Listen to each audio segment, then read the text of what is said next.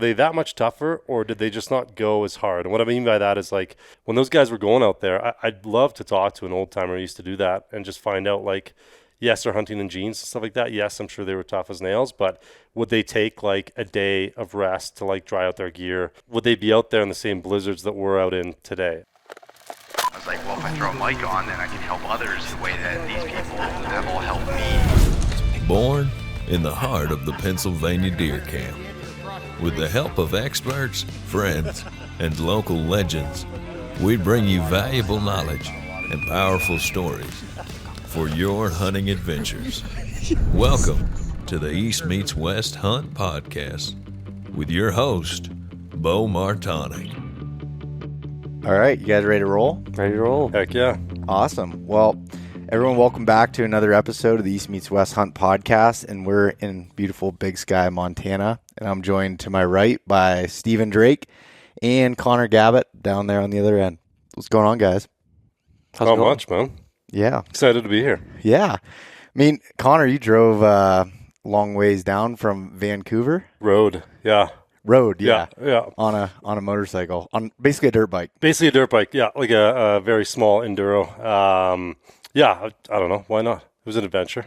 Yeah. Got to see some cool country. From what I've heard about you, I feel like it made sense. Like I've heard your what I've heard, what I've watched and seen through photo, through video and stuff over the years, and then talking to Drake here about you and some of your guys' adventures together, I was like, yeah, that. Then I pulled in and saw the bike. I was like, E-Jack, whose bike is that? He's like, I think that's Connor's. And I was like, okay, yeah, all right, makes sense. Well, for the fact that we like just met officially 15 minutes ago, I'm glad I lived up to your expectations. Yeah.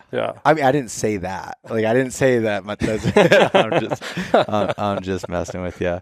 And Steven and I have known each other now for quite a few years, I feel like. I'd say unofficially for a lot longer through the hunting photographer class that you had with Zach Boughton. But you haven't been on the show before, have you?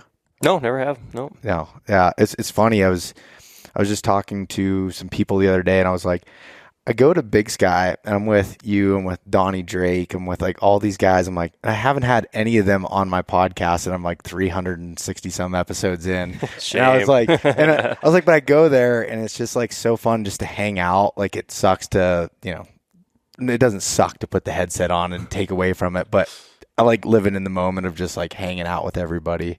But I'm glad we could make it work this time. Yeah, man, for sure. Yeah, we've shot tack many times together and broke many arrows together. You didn't break very many today, but I sure did. So well, and that's normally the opposite.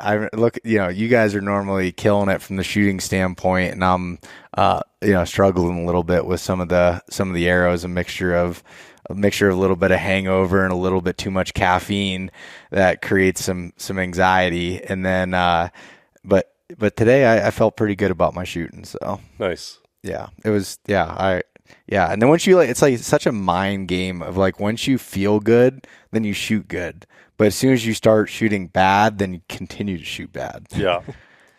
Would you agree with that? Yeah, it was funny this morning as we were shooting with E-Jack, and last night he was saying, he's like, dude, I'm the most confident I've ever been coming into Big Sky Tack. And he's like, I'm just shooting bullets.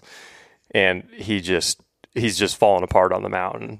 And he's just like, oh, I totally jinxed myself. And it's like, I was very unprepared. Most of us probably were. And E-Jack was the most prepared, but just like mentally, he just kind of.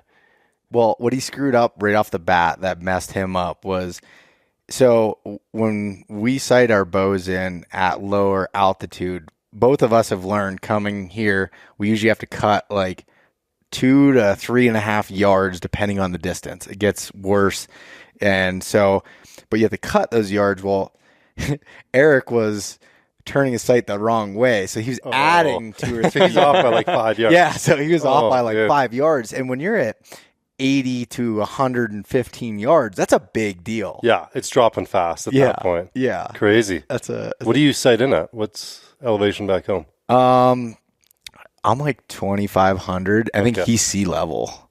But it seems to it doesn't really make a difference like under 40 and really even under 50. I don't really notice, maybe a yard, but not enough to really know. But as you get out further, I definitely notice a difference. Interesting. Yeah. I don't know. When I was talking to Chris B about it, which is, he's a way better archer than I'll ever be, but he was telling me he didn't believe in that. And I was like, dude, I'm telling you, like, I don't know. At least it's in, I feel like it every time. Then today I was cutting yardages and I figured it out and I was hitting good. So I believe in it. It's just like density of air, right? It's kind of the theory. Yeah. Yeah. It seems like it would make sense. It's like that with rifles, right? Oh, it's absolutely true with rifles. Yeah. But, it's a good point. Yeah. Yeah. But with rifles, you don't notice it past 400, 500 yards. Yeah. Maybe even at that, you might not notice, but like. Yeah. Like, cause like I remember last year I got into, trying to learn long range shooting with rifles a little bit. And, a couple of my buddies that are snipers in the SEAL teams trained a bunch of us on going out and using it. And we had the Hornady app where you'd go in and plug all your data in there, your location, where you're at, what was the humidity, all that different stuff. And then no matter where you go, you could change it and it would tell you how to dial, which it was incredible to be able to see how many different things affect a bullet. And imagine an arrow that's not, I don't know, arrows just can be affected by a lot of things. Yeah. I feel like there's so many more variables in bow hunting or just shooting a bow. Yeah. So I feel like rifle hunting is actually much simpler. Yes. And it was funny when we did that course, I thought I was going to learn like these like super secret sniper tactics. And a lot of it was just, they're so good at doing the basics incredibly well every time that they become good. And there's a lot of practice that comes to be able to do that. But and it's really like that even with archery too. Like we can overcomplicate a lot of things, but doing the basics really well is usually works out for you. Yeah. Unless there's mechanical failures, and Connor's got a pretty good mountain goat story about a mechanical failure. Oh, man.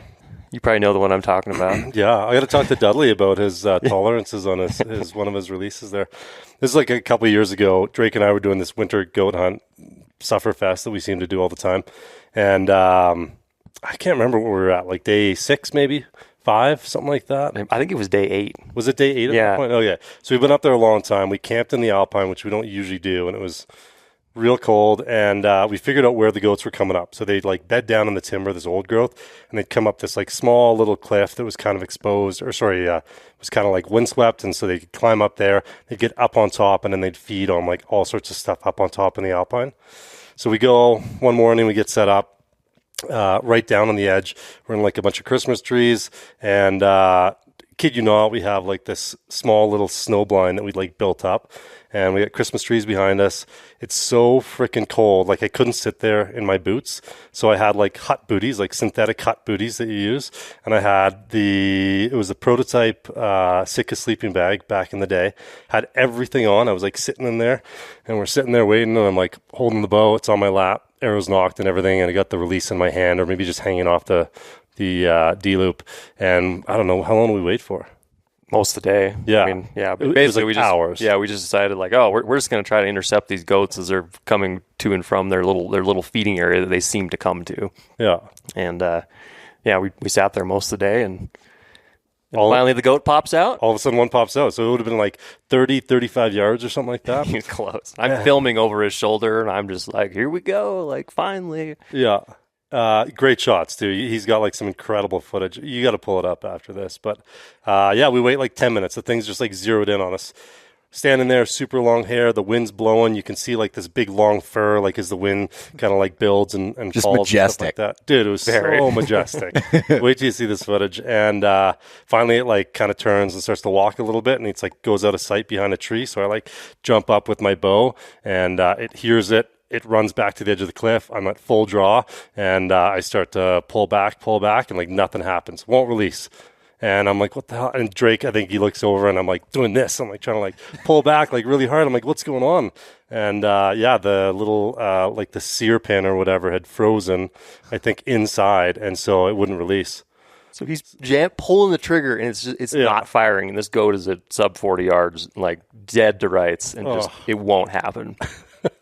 Well, and talk about the conditions a little bit there more. Like, how cold do you think it was?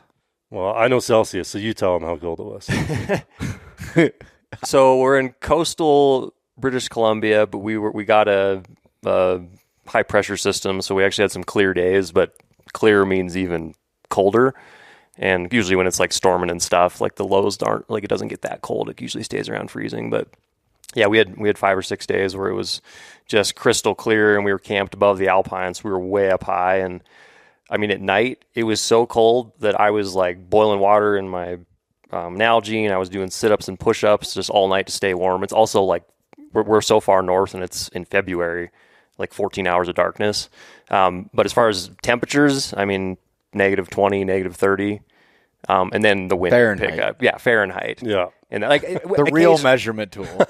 and yeah, and I've got some great photos of the guys like trying to put their boots on in the morning, and their boots were so cold they couldn't get them on. So we ended up just like literally hunting in our little hut booties, our tent booties, which look ridiculous, but it was like we can't even get our boots on. Dude, I couldn't imagine hunting in those. Like, I just bought a pair when I went to Alaska last year on a moose hunt, and I mean, they're super comfortable, but I just couldn't imagine hiking around through the snow in those things. And you were telling me earlier, how much? Like 20 foot of snow? Well, it's probably one of the most wet places on the planet, and as far as snowpack goes, I mean, it's absolutely insane. I mean, there's like it's like heli ski capital of the world, like that type of country, and they might get 30 feet of snow on annual. I don't really know, but They actually had a Guinness Book of World Records record for annual snowfall one year. Oh, really? Yeah, in like 1980 something. I don't know. Crazy. Yeah. Oh my God. It's wild up there, dude. Like the avalanche conditions are insane, and yeah, I mean, just I can't imagine how many goats die in avalanches every year in that country. It's got to be dozens. Like, And that's what you do for fun, huh? that's what we do for fun. Yeah, when are you coming up? Yeah. I'm gonna maybe I'll start with like a little bit of a warmer weather goat hunt first, to get my feet wet with it. Yeah. You don't want to get your feet. Yeah, wet. don't do that. Don't do that. Yeah, I remember you were telling me the first time. Was it the first time you went up and you had a down bag? Yeah. So first time I went up. Was this with Yonke? This was with the Yonke, but this was the second time when Dustin and Dan and Nolan, the whole crew went in. Oh yeah. I had a Volandre Bloody Mary sleeping bag, which is like a really high quality goose down sleeping bag, like one of the best, but it's not like a treated down or anything. And what you learn about hunting in coastal environments is it is so stinking humid that everything just gets wet. And so every morning, the inside of your tent, you would have like an inch or two of frost just like layered on, caked on. And then like your sleeping bag would get wet. And then you'd stuff it back in your compression sack wet. You'd pull it out and it would be flat. And basically by like day 2 or 3, my sleeping bag was basically just like a thin little layer of fabric. It lost all of its like warmth value. Yeah. I seem to remember it getting smaller and smaller like over the days, and I think you like pulled out your stuff sack at one point. You're like, guys, look at this, and it's just like crammed down like this. Like I don't know what it was rated to, minus something, and it's just like that big, like the size of a softball. Well, yeah, and for anybody listening that's not really familiar with like how those sleeping bags work, it's the loft in it is what's trapping that air. So when you lose that loft, you're losing that rating that's on that bag. It could say -10 degree sleeping bag, but when you lose all that loft, it's like nothing. It's like a sheet, like a bed sheet. Yeah, it's like a bed sheet, totally. Yeah. I had one night because in my emergency kit, I always carry an emergency bivvy. I'd pulled that over me as well, and same deal. I'm just doing push-ups and sit-ups and boiling water.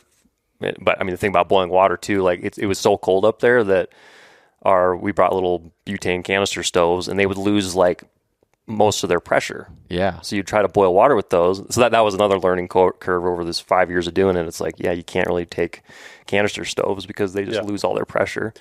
I would say that hunt like probably taught me more in general than like any other hunt, because whether it's like gear, if it's going to be like early season mule deer or elk or something like that, I mean your gear is relatively similar and it goes through the same stresses. But on that hunt, I mean there was just so many things that you're going to learn, whether it's like the type of gas you're using, even just like modes of travel. Like you brought the skis with the skins that one year, and then some guys were doing snowshoes, and we realized that's kind of like the best way. And then you got crampons. Like it's quite diverse. And you have to bring literally everything. You bring, skis, crampons, ice axes, like rope, harnesses. We brought polks one year. Like a couple times we brought polks. I hate polks. Oh what are polks? They're like a sled you just drag behind you, but they're like attached to you with like a harness. Okay. And you like put all your gear in them. And it's got 2 like 6 foot rigid poles that come off the back from your harness, crisscross to the actual front of the pole. Okay. So when the idea is like when you're going down, you still have kind of a bit of control. It doesn't just hit you in the back of the skis. Kind of thing. Yeah, because if it's just obviously a loose rope, it's just going to hit you in the back if you're coming downhill. Yeah. I didn't know if you got on it and just, ripping and tearing down that. I think we each got on the polk at one point on maybe the second time we used the polk to get some pictures and footage. Get some B-roll, yeah. Yeah, to get some B-roll. Got good shots of our buddy Cam dragging us from behind, so it was cool. Yeah. Pays to have a strong friend on a trip like that. Cam's like a pretty bulky guy, and he's got the power in the legs to pull the polk. It was great. Yeah.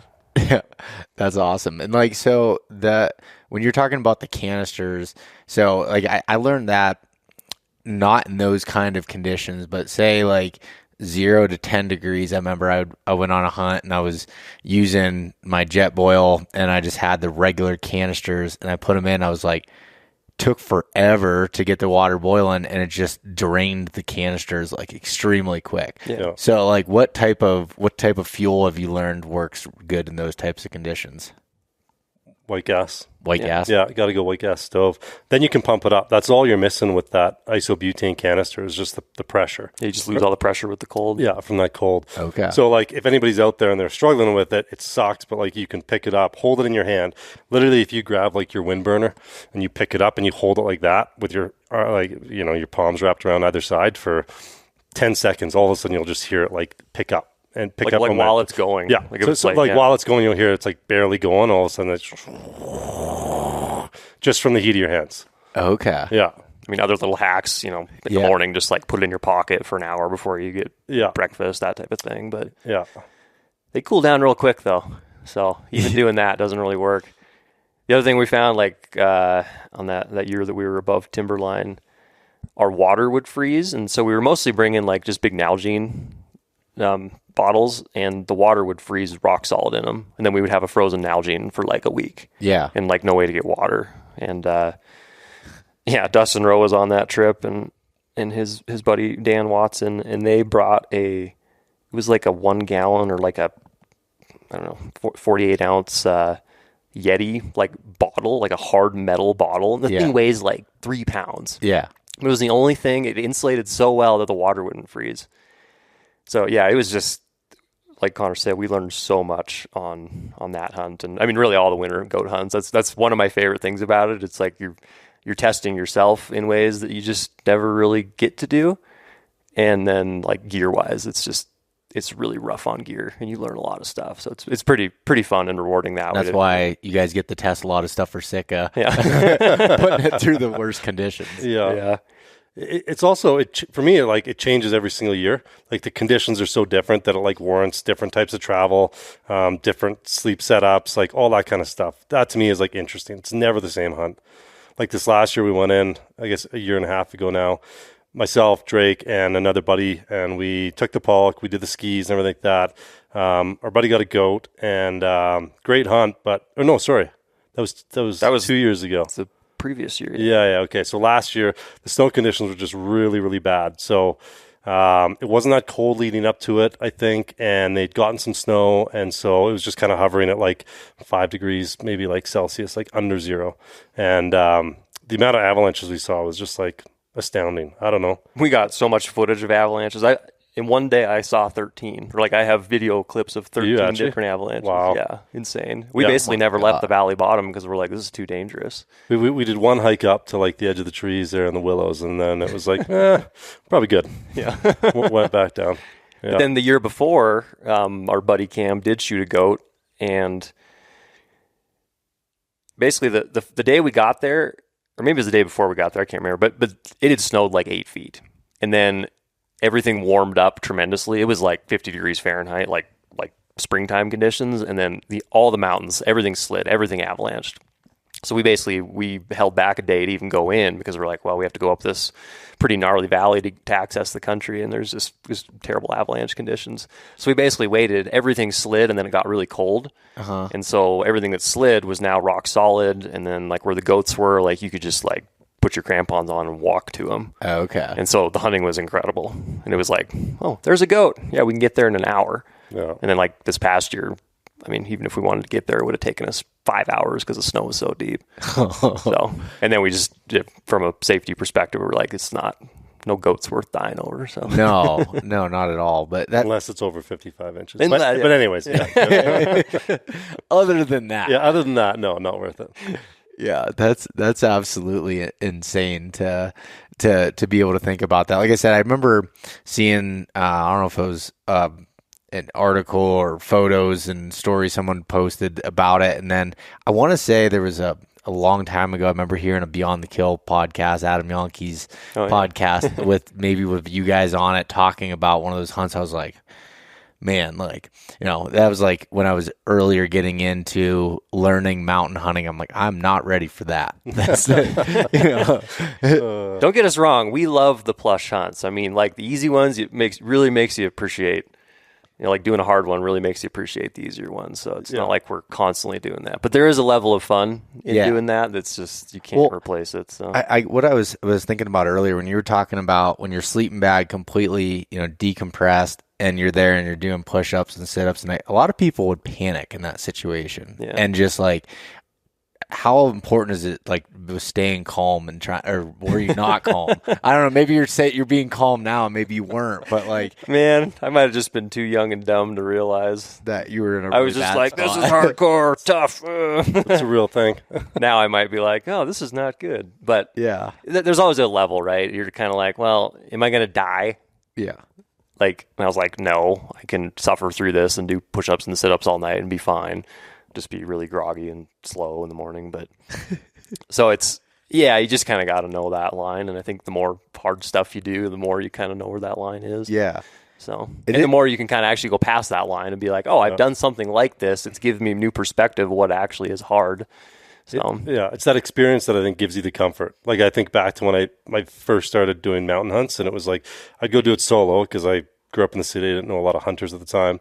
And I used to pack. I used to go for like a long weekend, go out of town. I'd hike up into this like beautiful alpine mule deer country. And it'd be a 3-day hunt, and I would have 6 days worth of food. Because I was like, well, if something happens and I get stuck up there, I twist my ankle, I'm like, I got to eat. And then it's like, I don't pack a single extra ounce of food now, right? But it takes time. It takes like going out there a bunch to experience it, to get comfortable enough to realize like what you do and don't need and what you have to worry about, I think. So but I think that was a really good point of like, when you start doing things that make you uncomfortable, and then you keep kind of pushing yourself past that over years or different hunts and doing that, then those things that seem like a big deal before aren't, and you know how to handle those situations. It's just like trying to find, like, for me it was when I first went on, and the listeners have heard this before from back in the day, but like when I first went on my first elk hunt, I was like, okay, I need to go as far back in as I can, backpack, and do like, and I was like, I tried to skip a lot of steps to go there, where it's like, okay, I've never been west of the Mississippi River before. Maybe I should start with truck camping and go in and like learn some of these things, and where to find water, how to do that, and like, but that first hunt, there was things that seemed like such a big deal that now it's just like, okay, that's just normal stuff when I go on hunts and starting to go through it. And then the first time I went to Alaska, I was like, okay, it was a 5-day caribou hunt. And then this last year I went for 14 days moose hunt, and I was like, okay, that's another level of no connection with anybody, completely out there. You're self-sufficient, and luckily I had good gear too that helps with that. But it was just, you learn things and it compounds over time, and it helps you as you go along. So like, but still, to me, that winter goat hunt just seems insane. Yeah, your window definitely shifts over time. Yeah.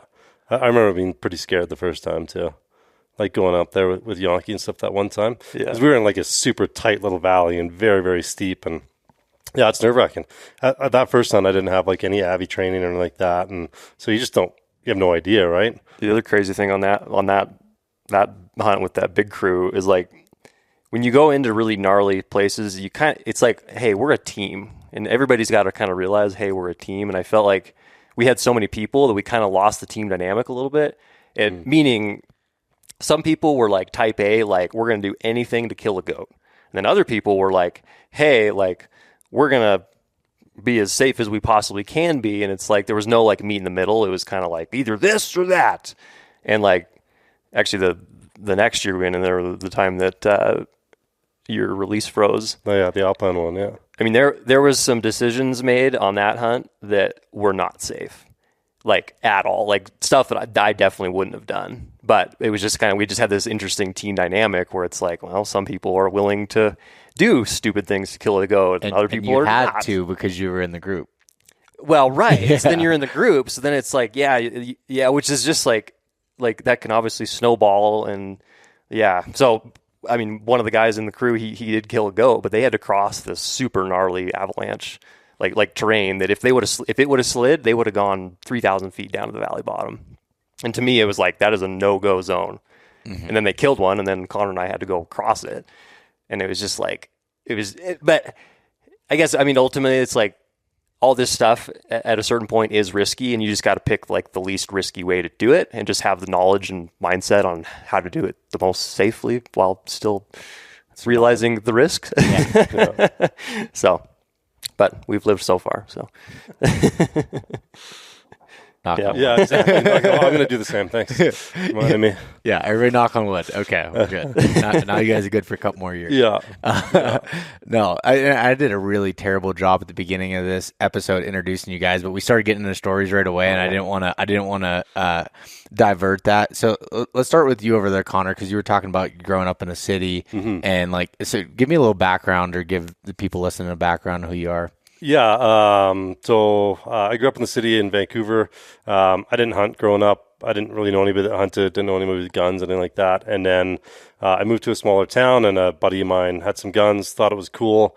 I went and got like my Canadian firearms license, got myself a gun. We went and shot like a box half of ammo and bruised my shoulder up. And I was like, all right, well, that's cool. What else do I do with this thing? And he's like, well, you can hunt if you want.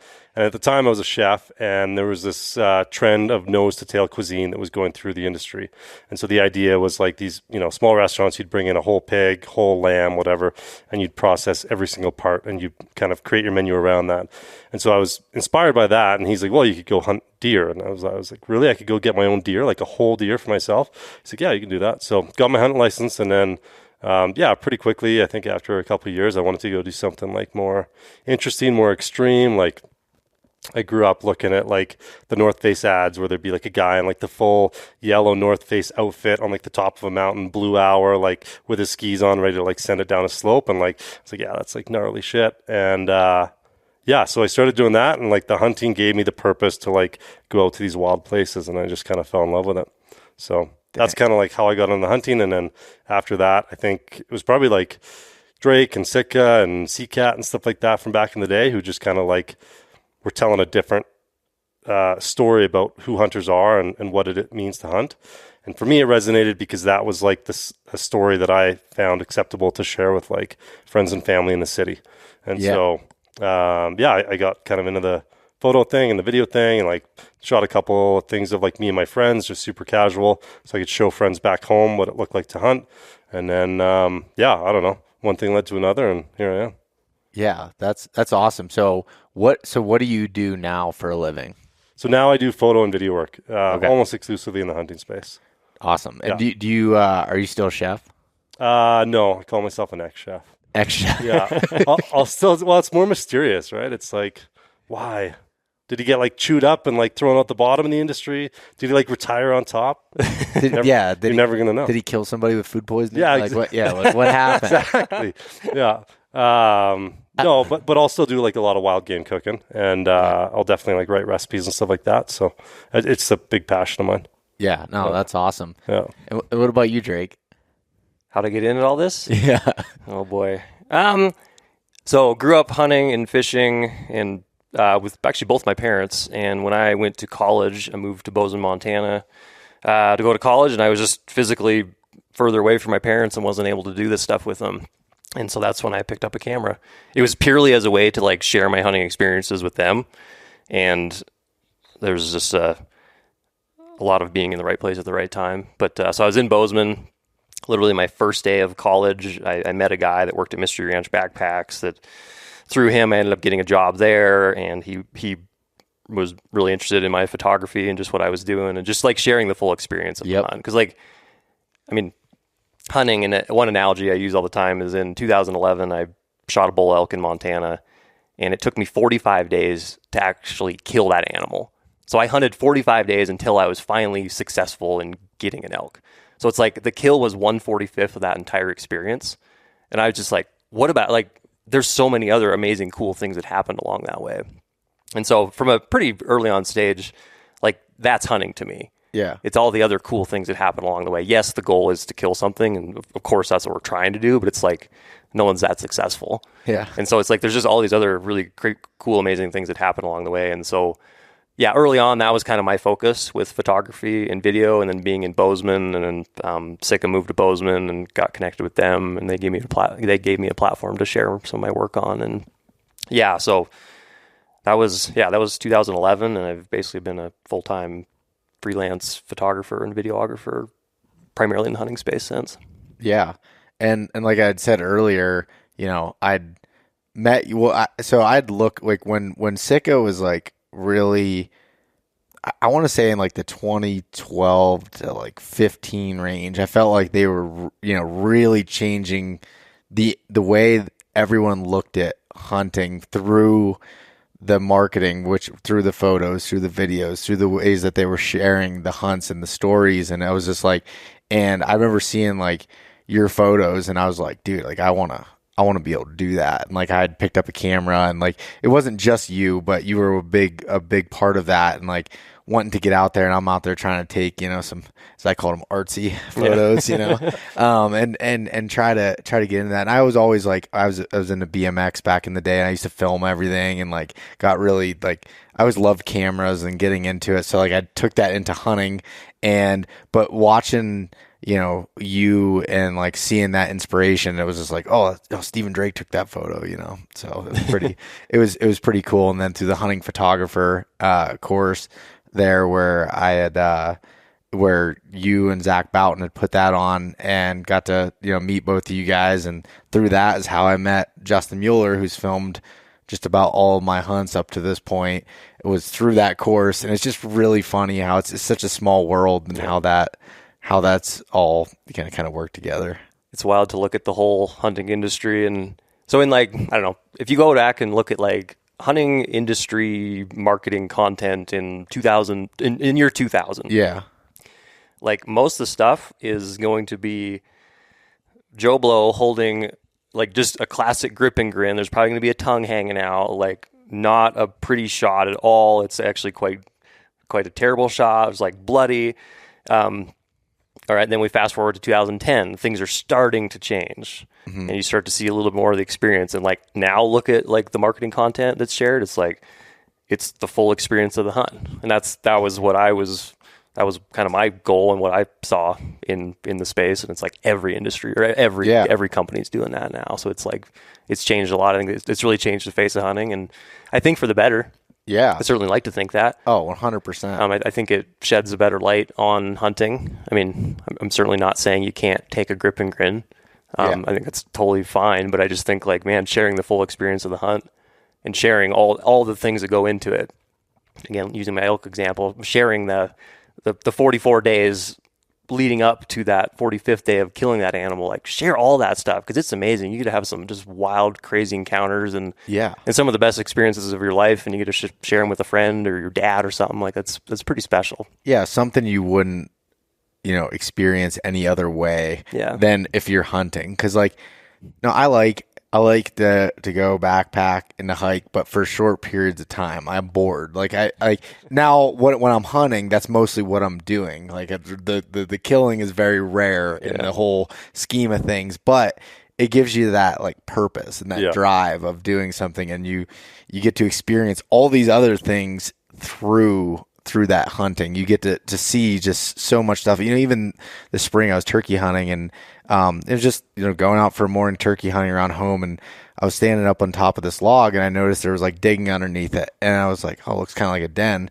I hopped down, and all of a sudden there's coyote pups in this den, and I'm just looking at them, and so cute, and just standing there, and you just see things that normal people aren't going to see. Yeah. No other reason you'd be out there. No, if it wasn't for hunting. No, yeah. I wouldn't have been. Crazy in that. places we've been. There's no other reason. No, nobody would be up in those avalanche chute. I mean, there's maybe a few, but there's some heli skiers that would maybe be around there. But I always like to think that like what we do, like, it takes us into these crazy wild areas, but it also like forces us to slow down, right? We're sitting there, we're glassing.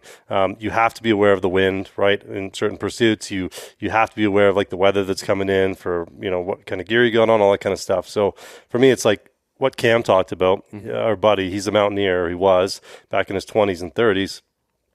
And for him, he just feels like he's like passing through the country, right? He wants to bag that peak. He wants to climb that wall. He's not there to like sit down and like, stop and like smell the moose piss or like smell the flowers, right?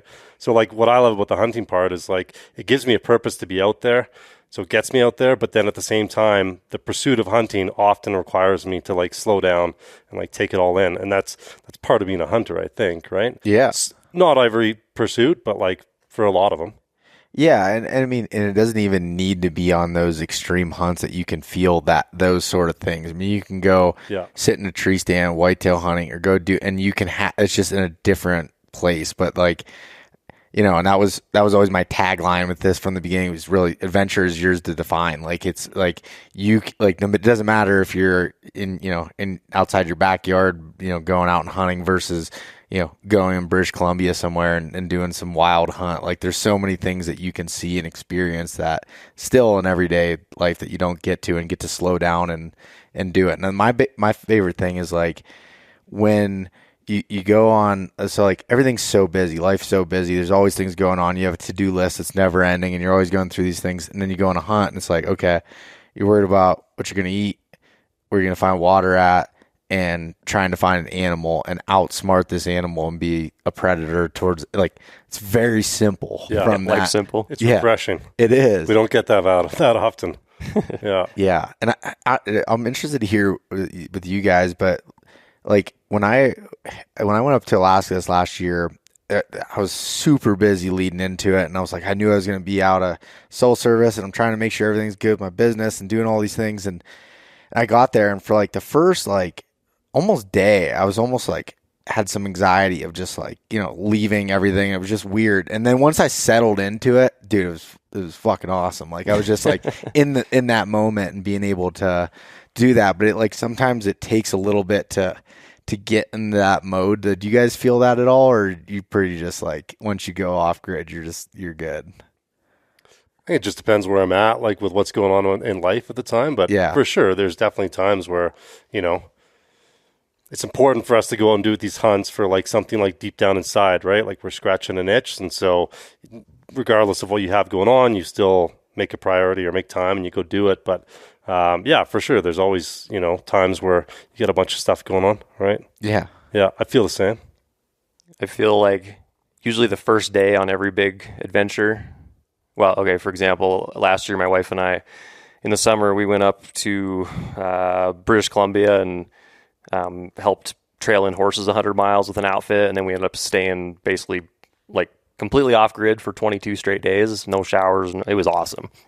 Like I love that. But it's like the first day you just like you like naturally just grab your phone and you go to Instagram. And I found myself doing that, and I saw my wife Karen doing that too. And it's just so funny because you're just like, nope, don't have that. And then by day 2, you're just like it's a great place to be. It's a great headspace. Yeah. It's just like, man, I want to like. Yeah, if I could figure out a way to just only be there, but also like make a living, that would be pretty sick. Yeah, I think. I don't know. I really understand the value of time away from it all. And the more and more we get cell service and more places, the more it makes me kind of sad.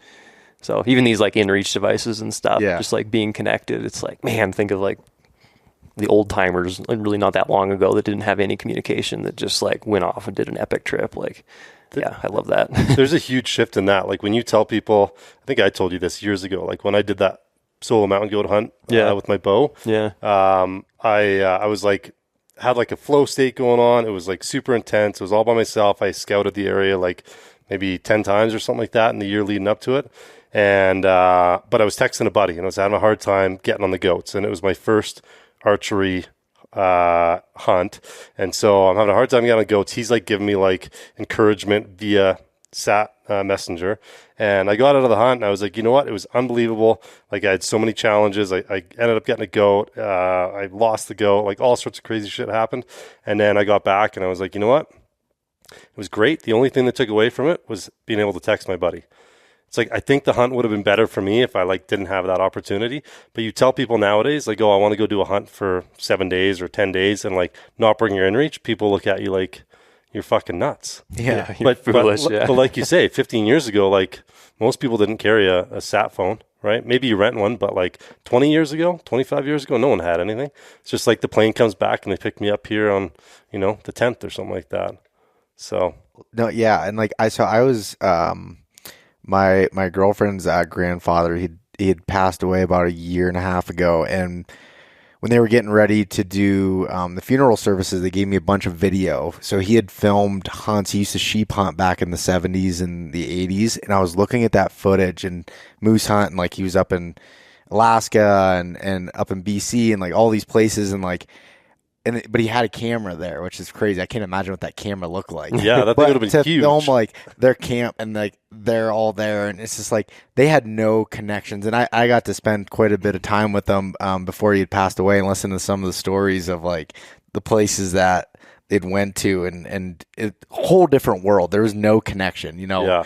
It was gone for a few weeks or whatever it was. It was like I don't know if he's alive, dead, like what's going on. Yeah. Like it's just It's so crazy, but it was cool to see that like grainy footage of that and everyone hanging out and the buddies back at camps and it's so funny. I'm like I'm a gear junkie and like I love cool stuff, but like what they had to work with was not good. And like even when I was in Alaska and I was reading a book. Who is the guy that's made the 270 Winchester famous? Jack O'Connor. Jack O'Connor, yeah. I couldn't remember his name, but I was reading, the book and talking about his hunts like back in the 30s, 40s, 50s, 60s, and those time frames, and like, they're climbing up those mountains, they're smoking cigarettes and, in blue jeans and, totally. and just like hearing, I'm like, dude, that is just insane. Like there's no connection that you go off grid for, a month at a time and just pretty crazy. Yeah. And imagine back then, like, I mean, in the 30s for sure and 40s, but like back then, I mean, if you were out east and you wanted to hunt, it's like you jump on a train, right? Like you're gone from home for like 2 months. Yeah. Right? Like you're on a train, getting out to the Rockies or past the Rockies, whatever. And then like you're horsing in and like there's no bush planes, there's no, commercial jetliners. Like, yeah, you'd be gone for a long time. Yeah. I remember like seeing like some of in Jack O'Connor's book talking about, like them horse riding back in, ridiculous. I don't remember the miles exactly, but a lot longer than anybody would do now. Like, totally. Take them a week to get back into the country just to hunt sheep or like just, it's so crazy to think about. I look back with jealousy for sure. Yeah. Sounds great. Yeah. Although, I mean, I definitely, some of the comforts, the good gear and stuff is nice. The gear for sure. Yeah. Makes me feel like a pansy now compared to what those guys must have had back then. Well, okay, so I have this discussion once in a while in hunting camp where it's like these guys are out there doing it in like wool, they're doing it in jeans. I don't know what kind of boots they had back then, but like they weren't the same kind of technical gear we have now.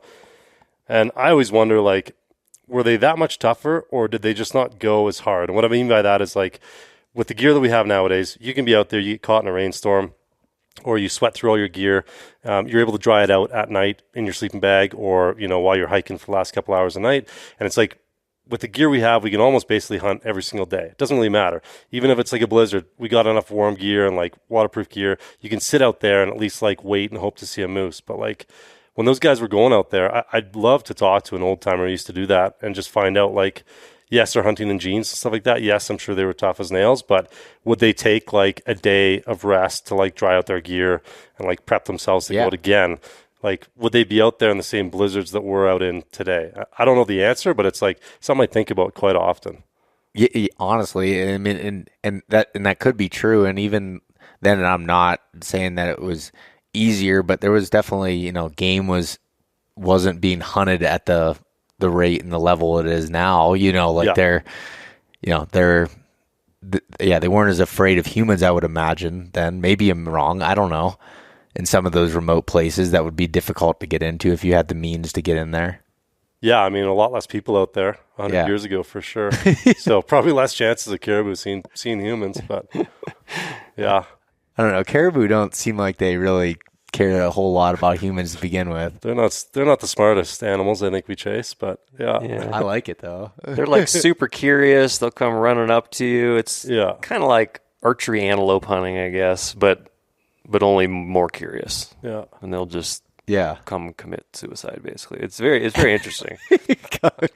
They're a super cool animal. I think they're one of the more stunning ones I've ever seen. But like, yeah, occasionally I was on a hunt years ago with a guy that he was like, I've got a 1,000-yard gun. He's like really wanted to shoot this caribou, like shoot a caribou at a long range, and the guide's like, dude, no.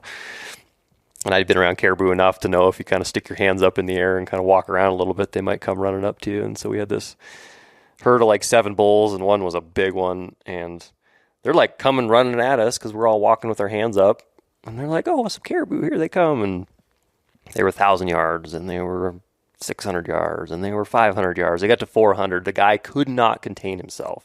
He's just like jacking one in, and then the guide is just like yelling at him like, no, like wait, and he just starts flinging lead. No. Shot this against the guide's orders. Yeah, he just like lost it. He just got so excited, and then he just wanted to like shoot this gun at long range, and he hit that caribou everywhere but like the heart. I mean, where it was, and the poor thing just, it was just really, it was a spectacle. But either the point is, the caribou are very interesting creatures. So. When I went on that first caribou hunt and I got dropped off there, I remember the pilot that was dropping us off, and it was a DIY hunt, but they have spots, they drop you off, and like we were supposed to go to one place, and it didn't. The weather wouldn't allow us to get to that spot. He's like, we're gonna drop you here, and the guy was a man of few words, and he just said to us, "You boys look like you can hike." I'm like, okay, and then but someone else had told us before, like, basically, if you're patient, like, they're going to come close to where you're at. But we were, like, so gung-ho. It was, like, first day. Didn't see any from, like, where we were at a camp. So we're just, like, hiking up this hill, and we're going down. And I ended up missing one, like, I don't remember if it was 4 miles or 6 miles away from camp. But it was a decent ways away in the tundra. And I was, like, and I'm really thankful that I did now. And then, like, we came back, but we got to see all this country. And it was beautiful. And then the next day or maybe 2 days later, then we ended up doubling up on caribou like 300 yards from camp. Nice. It was like it was a very simple pack out to be able to get back, which made it nice in the tundra because that stuff was it can be a little bit difficult to walk in. And we were in kind of like, I wouldn't call them mountains, but it was hilly tundra where you'd have some spots where we'd get up above and it was all rock and stuff, but it was a pretty cool spot. So were you up on a glassing tent and you're just like watching caribou kind of come over the hills in like little groups of 2, 5, 6, whatever? Yeah, and cool. We never saw like a full migration. We were there at the end of August, like third week of August, sometime in there. And it seemed like more resident herds that we were hunting in there. They weren't just funneling down the valley or anything in big groups. There'd be like, a few here and there sort of deal. But then after we shot, the one I shot was a really old bull, big double shovels on him, just gray face, just really beautiful bull. He didn't have much for tops, but awesome bull. My buddy shot a really nice one too. And then as we're sitting there, we're field dressing, ours like this absolute mega just like, walks by like 100 yards. I'm like, of course. Yeah. I'm just like, holy cow. Like that. It's just crazy how things change like that. Yeah. Have you hunted caribou, Connor? I've been on a bunch of caribou hunts with clients, but never for myself. Like I've had caribou tags in my pocket and we've been up in caribou country, but just haven't seen one. Yeah. How was your caribou eating experience? I loved it. Okay. Yeah. I had a very positive experience. The way I looked at it was like if I were to like put a scale of like some of the deer species, is moose considered deer species? They're all cervids. Okay, so moose, elk, caribou, whitetail, mule deer. That's kind of like Really? yeah. In That's terms of your preference. and my preference and what I've had. Okay, wow. That's Crazy. how. I like hearing that. Yeah. What's your experience with that? So I was on a couple successful ones a couple seasons ago, and just going into it, everybody. Well, I hear the kind of the old wives' tale, like you can't eat a caribou in the rut, kind of thing, like inedible, like even just the raw meat's just gonna like put you off. You can't eat it, kind of thing. But we shot 2 in the rut, maybe like 8 days apart or something like that, like September 28th and October 5th or something, and we cooked up I pulled the skirt steaks out. That was the first big animal that I'd seen on the ground getting butchered that like the skirt steaks were of decent enough size that you weren't like pulling them out as like individual cuts. Mm-hmm. And skirt steak tends to be a little bit more flavorful than some other cuts. And then I marinated it. We grilled it up in camp the next couple nights, and I thought it was great. Like I knew it was going to be strong, but I thought it was really good. I liked it. Yeah, no, I mean mine weren't rutting, but like it was. I thought it was phenomenal. Like I really enjoyed every single piece of that caribou. Yeah, that's awesome. Yeah, what did you think? You gave me a really when I gave you my. I mean, I feel like my wild game, like just how I care for the meat now. Not that I ever really took bad care of the meat, but like early on in some of my hunting, like I've been on some caribou hunts and eaten caribou in the rut, and it was not good. But I think it's all in the preparation. I think it's all in how like quickly you take the hide off an animal. And like, I think we were talking, was that us? Or we were talking last night about like antelope, like for many people think antelope is disgusting. And it's like, yeah, it's disgusting if you leave it on the, in the bed of your truck for 2 days and you drive it around. But if you like pull the hide off immediately and like get it cooled as you should with any wild game, like, or any animal, like it's phenomenal. So I would, I've had very limited experience eating caribou, but it was not good. But I just think it's in how you take care of them in the field. Yeah, the antelope thing is funny because I've never had a bad experience with antelope, but the only antelope I've eaten has been my brother's, and he's very meticulous with that, and he's like, I don't get why people say that. He's like, you take care of them right, and you get that meat off right away, get air to it, start cooling it down. It's like it was awesome. Like I thought it was really, really good, and being able to enjoy it. Now the one thing that I'll say, and I haven't done this personally, but I know a lot of people at home, whitetails when it's cold out, they'll leave them hanging with the hide on for like a week before they peel it off and say that ages it better. I don't know much about that. My family always, if we're packing them out, obviously we do it right in the field, but then if we're taking them back, we may hang the quarters in like a colder garage or something. Usually we leave them hang for a week before we start processing, but I've never done it with the hide on. Have you heard of that at all? I've hunted with different guys, and some guys like to leave the hide on it, but it's very like circumstantial. Like you have to have the right environment in order to pull that off. So, you just can't do that early season, but it depends on things like the size of the animal, the ambient temperature, like, how long you're going to be out there. I think where that technique would work well, as a guy who like hasn't done that technique a lot, but just like the chef in me would think that if it's quite cold and you're not worried about that animal going sour by the time it cools down, I think keeping the hide on is great because A, you keep dirt off, and B, like say you're going to be out in camp for another 5 days before you get picked up and you've got a sheep or something like that, and it's late season, you could leave the hide on. It's just going to, keep it cleaner. I'd probably take things like the glands off and stuff like that for deer, but tarsal glands, cut them off right away. Yeah, for sure. But if it's cold enough, I think it's fine. Yeah, you're gonna get less wastage too, right? Like as long as that thing cools down in a good amount of, or like a short amount of time, sorry, then I think that's just gonna protect that meat. So you're gonna get less wastage. You're not gonna be trimming off any dried bits, all that kind of stuff, dirt. Yeah. No, that makes a lot of sense, and like even the way that you prepare it or process it. Like I was growing up, like we always cut up all our own deer and package it up, and if we're doing ground meat, we ground it, did all that. And my dad was really anal about making sure, we cut any of the little and there was no, Oh yeah. white on. I mean, it was meat, and it took a lot of time, but like that's the way it was. And I took a deer I shot a buck in West Virginia last year, and I was going to be down there for a few days trying to fill a doe tag. So I took it to a processor, and they said they could turn it around before I went home, and it did not do a good job of cleaning things up. And honestly, it's not very good. I'm still eating it, but Right. it's like, it's not what I think it should have been. It wasn't the deer itself. I think it was the way that it was processed, and it just, yeah. Totally. Yeah, Have you tried javelina? I've not, no. Okay. That to me is like a perfect example of like how you process is going to like result in, the quality of the meat afterwards. Because you shot a javelina down in Arizona a couple of years ago, and I did a bunch of research because, again, same thing, inedible, a lot of people say. And then you learn about like how they spread a lot of their scent.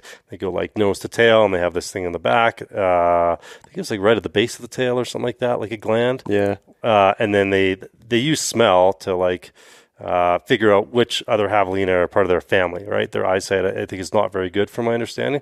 And so they use smell. So they're always rubbing upon each other. So like, as long as you can avoid some of those areas, and reading about like keeping one hand clean with your knife, and then the other hand dirty for actually like holding the cape.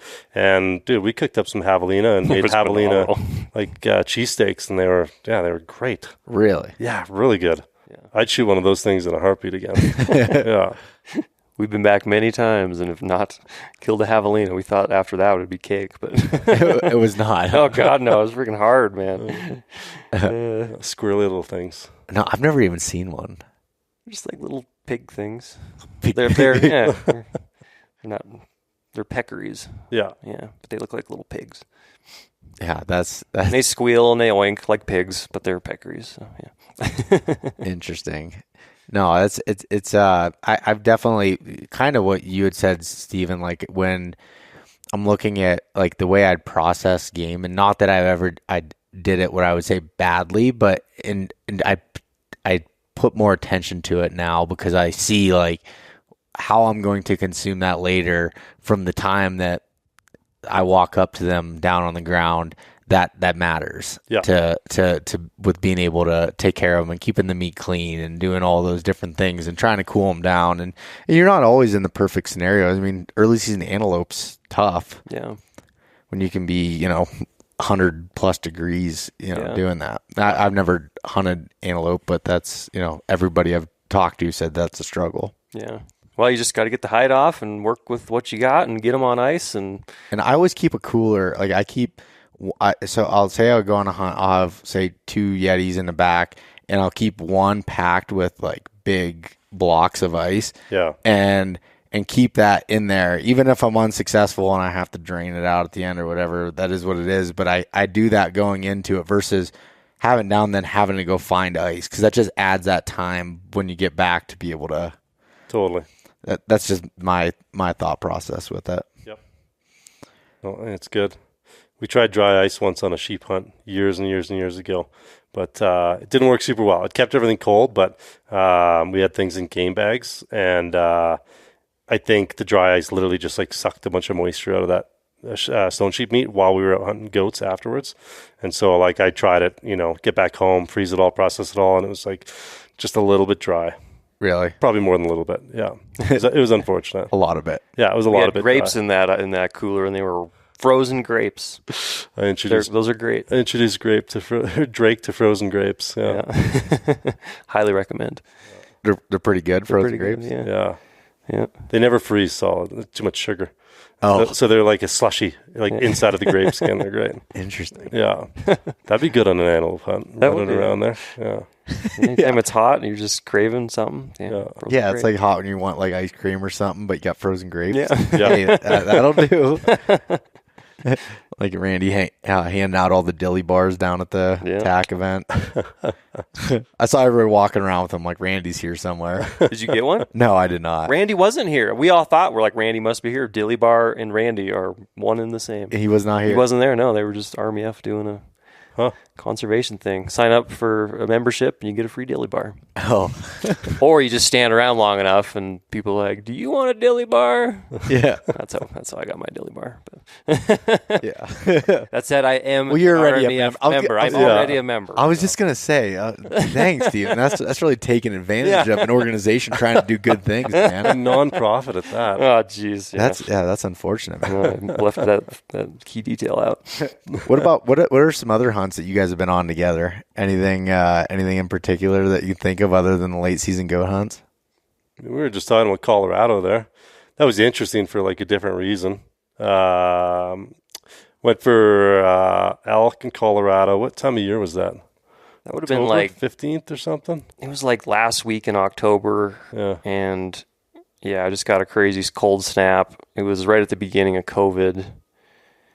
There was a lot of interesting things that happened on that one, but Yeah, Colorado had like a crazy fire year, and I guess like half the units were supposedly shut down for all backcountry access. And so we went down there. Drake did a bunch of the scouting. It's an Onyx Anyone's Hunt episode or series, so you go check it out. But we got down there. The weather conditions like weren't we expecting, and then there must have been 1,000 people, like 200 cars and 1,000 people running around in the small. like all Unit. the units closed because of wildfires, and they all came to this one unit that was Yeah. still open, and it happened to be the unit that I was like, we're going there. Yeah. It was insane. was insane. Yeah. And then it snowed like 2 feet and was 20 below, and Oh my gosh. So you're up on like a little glassy knob, and you're looking around at like an orange army. Like there'd be like the next knob over would be like 150 yards, and you'd be like glassing, like looking down in the valley, and then you look back at like the little hill that you just walked over, and sure enough, there's like 2 or 3 dudes in like blaze orange sitting there. They're like ready to go. It's like every little hill had someone on it. Really? Yeah, it was wild. We actually, I think you spotted them. We were walking around, Drake and I. We split up. There was 4 of us.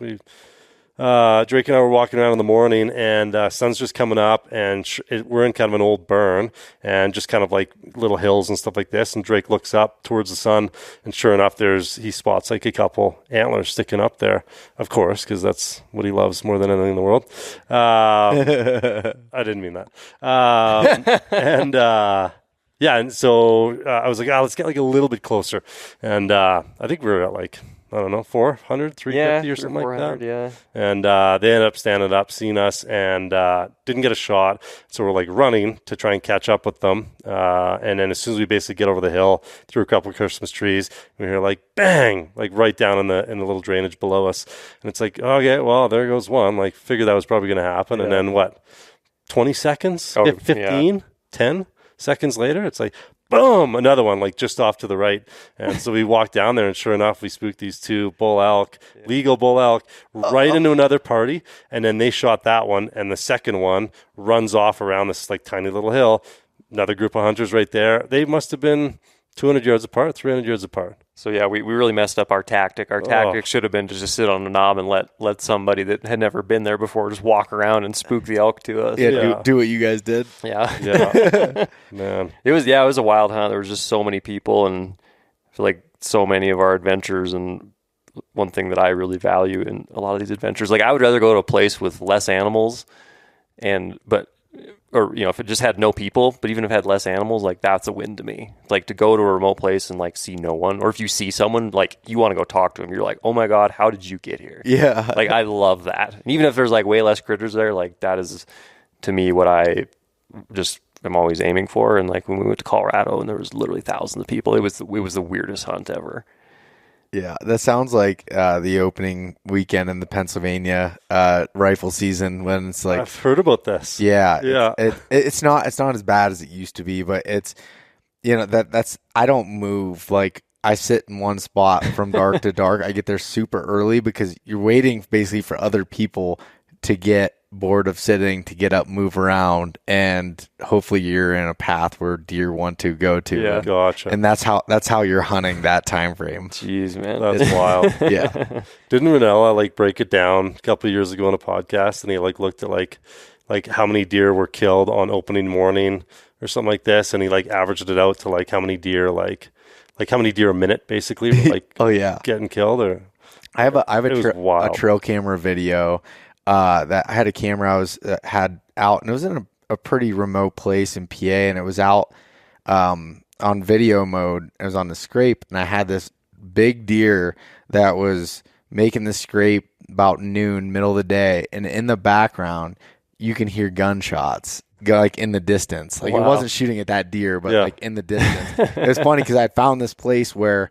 it seemed like all the bucks went to because it was like a spot that wasn't getting hit, and in gun season they would retreat to. It was like a honey hole safe zone for them. But it was funny because you could hear gunshots in the background on the film of the trail camera video. Was the buck reacting at all? No. Really? It was a way, you could tell it was a ways off, Okay. but he's probably heard it all day. you Yeah. know, and he had to get up, stretch his legs, feed a little bit. Oh man. Yeah, it was pretty insane. But yeah, man, that's why I've come to love going to Alaska. It was just like, because I go to these places, and now in the last time when I was up there moose hunting, there was a lot of planes that flew over, dropping off hunters, but we didn't see any other hunters. It's not like people were really getting after it during moose season and covering tens of miles. It's hard to leave the lake when that's your way out. Yeah. It's really hard. Oh man. Yeah, Don't want to drag one of those things too far. No, that was the weirdest thing for me of like going moose hunting. It was the first time I ever done it. It's like, okay, I don't know anything about moose hunting, but everything I was told was like, find a vantage point, call, and sit there. And like, you can't, it's not like you can just go to the next ridge and go over, because like you have to be able to get this moose back to a place where this float plane can fly in and get it out. And it's just not reasonable to think that you can maybe there's people that can, but I didn't feel like that was the smart option for the first time. It's probably a safe bet. Yeah. What about have you moose hunted a lot? I've done a couple again with like clients. Yeah. Not for myself. But similar experience, but we were on horses, so that's just that's a game changer. Yeah. Especially for moose, especially like anywhere in that big northern country. There's also something like super iconic about it. Like it feels like you're stepping back in time because you're like traveling through this vast expanse of like moose country on horseback. It's a good way to travel. Yeah. You took that freaking epic photo that everyone thought you photoshopped. That's right. Yeah. Moose hunt. Yeah. When you guys were on horses and that moose was standing there. The moose crossed between. So out ahead there was the guide, and the moose crossed before the guide, and then the hunter was before the moose. And then I was back behind. And then I had the 70-200 lens on, which just creates compression. And the moose happened to be on a hill. And so it looked like he was floating kind of, and people were like, you photoshopped that in? It's like, nope, just crazy experience. Yeah.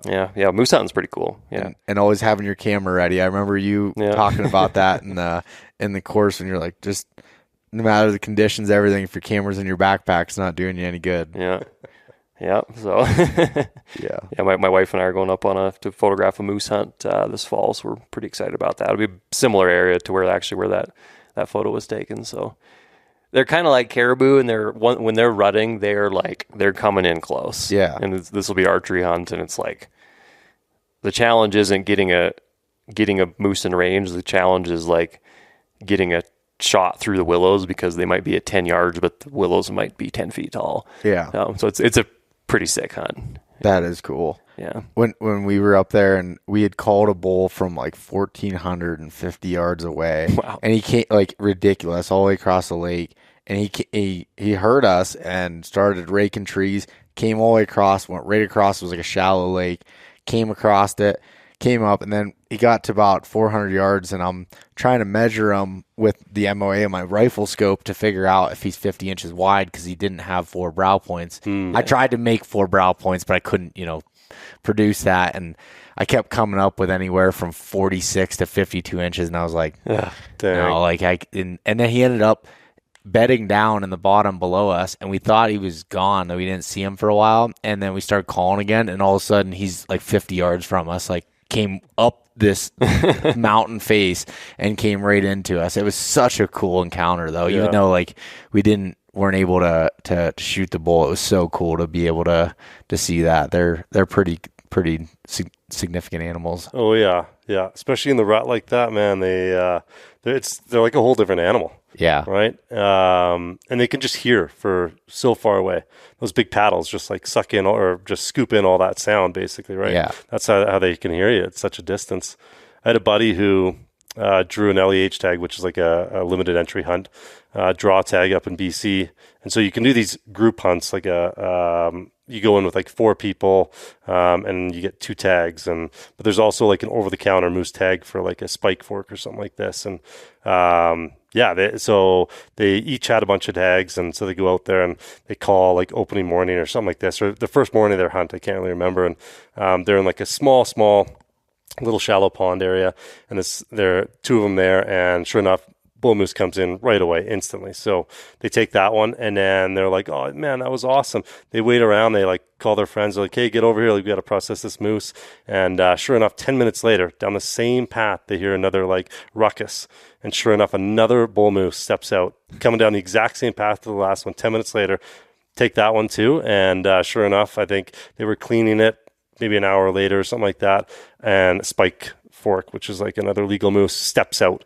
And of course, they all have tags, and so it's like there are 3 moose right there in that one spot. Oh my God. Yeah, and that was it. They just started hunting that morning for moose. So yeah. That is crazy. We had experienced like where, and I always heard it, like they can come in like a day later to calls, and my buddy Ethan, he was hunting with a bow, I was hunting with a rifle, and at one point we had split up, and I was on one finger that went out in this lake where we'd seen a cow cross the day before, and he went on this other finger down on the bottom, and he was calling, and it was like, I don't know, it was like it was in the morning or dark, I don't remember, but something along those lines. We had went back to camp, and maybe it was in the morning because the fog would be so bad that we couldn't climb up to our glassing spot for a few hours, so we'd hang out down by the lake. But in that spot where he was at, you just and the moose just comes grunting the whole way right down through there, and he was just like on a beeline, and then just you could hear him the whole way around the lake. We're just grunting the whole entire way. It was pretty sweet to see. Yeah, I don't do a lot of elk hunting, but that to me, like the moose and how vocal they can be and like the sounds, it's pretty badass. Yeah, definitely. Well, cool. Well, guys, I think we got to get ready for dinner coming up here, but I appreciate both of you coming on here and being able to hang out. Yep. So for anyone listening, Connor, if they want to follow along, see some of your stuff, where can people find you? Yeah, Instagram's probably the best spot. It's Connor Gabbott Photo, so Gabbott. I post there once in a while. Steven? Instagram, Steven Drake Photo, and then we do a bunch of stuff on our YouTube channel as well, and that's Steven Drake Photo on YouTube. Sweet. Well, so I'll put links in the description. But yeah, thanks, guys. I really appreciate it. Thank you. That was fun, dude. Hey, guys. Thanks so much for listening. If you enjoyed this conversation, share it with your buddies. Leave us a rating, a review, and subscribe. If you want to check out more content like this, there's plenty in the links below. We truly appreciate having you guys along with us.